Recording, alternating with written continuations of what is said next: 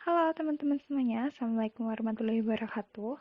Perkenalkan, aku Dini, aku dari BKL Komunitas UNES tahun 2020.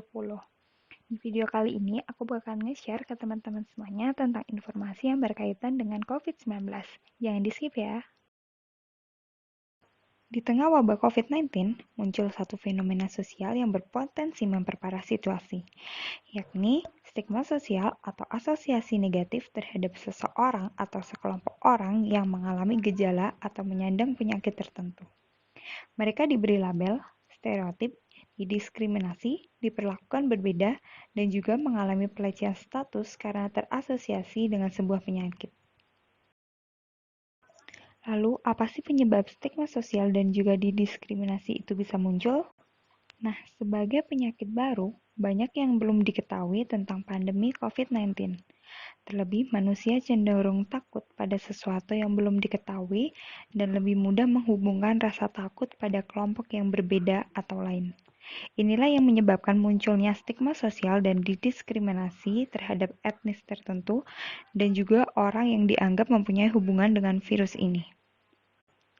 Perasaan bingung, cemas, dan takut yang kita rasakan dapat dipahami, tapi bukan berarti kita boleh berprasangka buruk pada penderita, perawat, keluarga, ataupun mereka yang tidak sakit tetapi memiliki gejala yang mirip dengan COVID-19.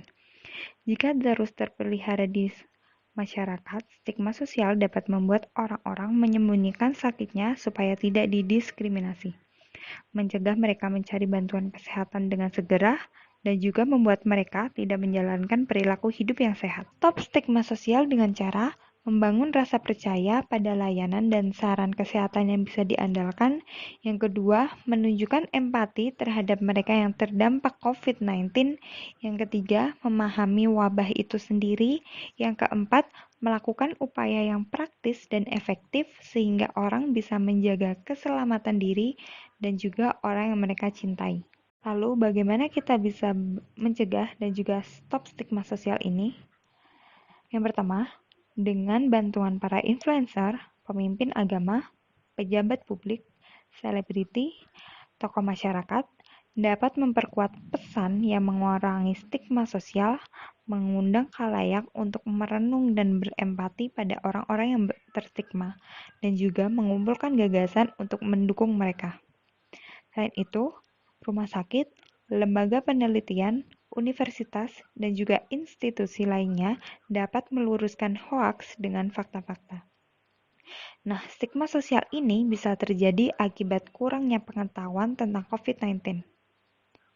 Maka dari itu, hal yang paling penting untuk dilakukan adalah melakukan penyebaran informasi yang akurat dan sesuai dengan komunitas tentang daerah yang terkena COVID-19, kerentangan individu dan kelompok terhadap COVID-19, opsi perawatan, dan di mana masyarakat dapat mengakses perawatan dan informasi kesehatan.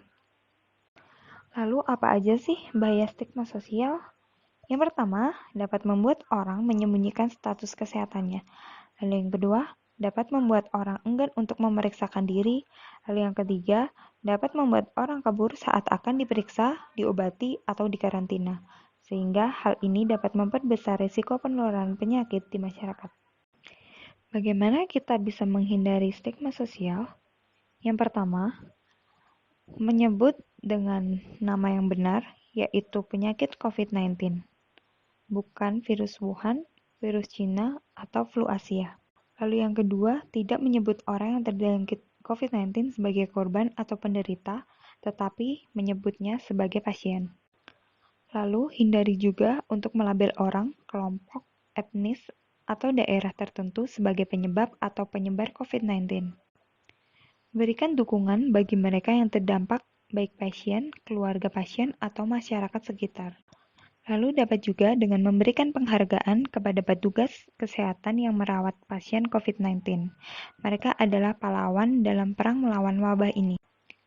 Tidak mengulang atau membagikan gosip yang tidak jelas, kabar bohong, apalagi narasi yang bersifat siaran kebencian terhadap satu orang, kelompok, etnis, atau daerah tertentu terkait COVID-19. Mencari sumber informasi yang benar dan dapat dipercaya. Lalu yang terakhir, sebarkan berita baik, seperti kesembuhan pasien, cara pencegahan yang praktis dan tepat, cara mengamankan diri dan keluarga dari transmisi, atau kisah perjuangan para nakes dalam menangani wabah ini.